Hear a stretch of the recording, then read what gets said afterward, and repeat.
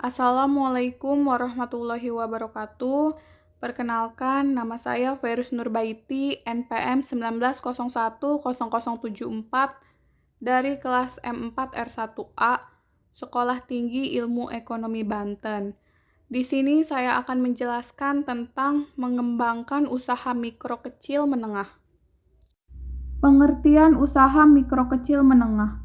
Usaha mikro kecil menengah atau UMKM adalah istilah umum dalam khazanah ekonomi yang merujuk kepada usaha ekonomi produktif yang dimiliki perorangan maupun badan usaha sesuai dengan kriteria yang ditetapkan oleh Undang-Undang Nomor 20 Tahun 2008. Usaha kecil merupakan suatu usaha ekonomi produktif yang berdiri sendiri, baik yang dimiliki perorangan atau kelompok, dan bukan sebagai badan usaha cabang dari perusahaan utama, dikuasai dan dimiliki, serta menjadi bagian baik langsung maupun tidak langsung dari usaha menengah.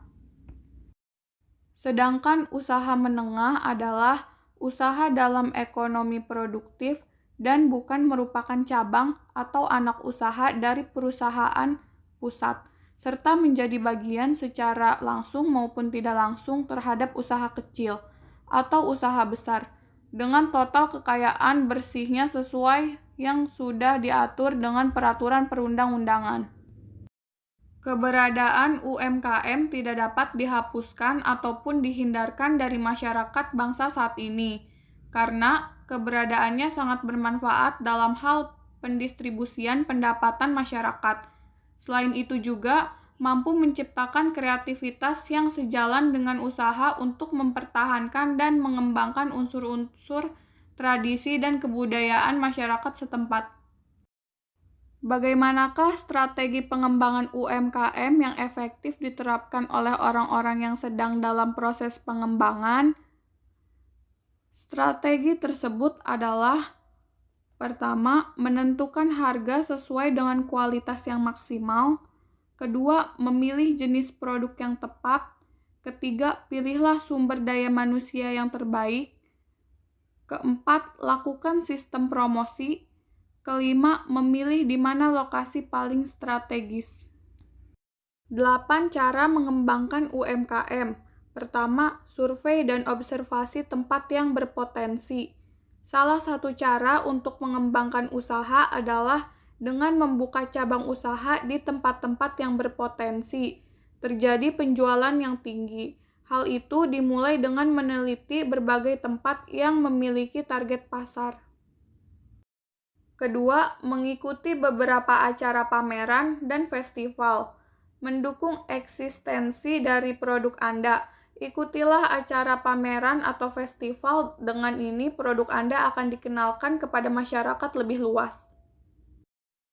Ketiga, membangun relasi antar sesama pengusaha. Menjalankan usaha bukan cuma sekedar berdagang sendirian, tetapi juga menambah relasi yang lebih banyak. Semakin banyak relasi, semakin mudah mencari vendor-vendor yang terpercaya. 4. Meningkatkan mutu pelayanan. Ini adalah bagian yang tidak kalah pentingnya dalam mengembangkan bisnis Anda. Ketika Anda menerima kritik dan saran dari pelanggan, Anda bisa memperbaiki hal-hal pengalaman yang kurang menyenangkan dari pelanggan. Kelima, mengikuti perkembangan teknologi dalam bisnis. Di era digital ini, sangat disayangkan jika Anda termasuk orang yang sedikit ketinggalan dalam hal teknologi. Karena itu dapat membantu Anda untuk mengembangkan bisnis Anda, baik dalam hal administrasi, transaksi keuangan, komunikasi, dan penjualan. Keenam, gunakan media sosial untuk memasarkan produk Anda. Setiap pengusaha tentunya ingin meningkatkan penjualan dalam bisnisnya. Salah satu cara yang paling efektif adalah dengan melakukan pemasaran atau marketing. Ketujuh, memanfaatkan beberapa e-commerce untuk menjual produk Anda. Era digital membuat orang lebih memilih berbelanja dengan menggunakan internet, alias belanja online. Dan yang kedelapan, gunakan sistem ERP untuk mengatur akuntansi dan inventaris. Menjalankan bisnis bukanlah hanya aktivitas jual-beli, tetapi juga merupakan hal yang penting untuk selalu mengetahui alur administrasi dan keadaan finansial perusahaan.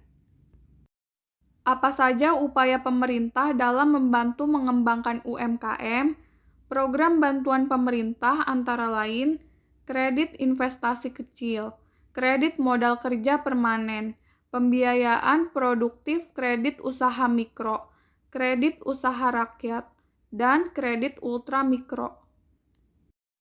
Mengapa pemerintah menggalakkan pengembangan UMKM?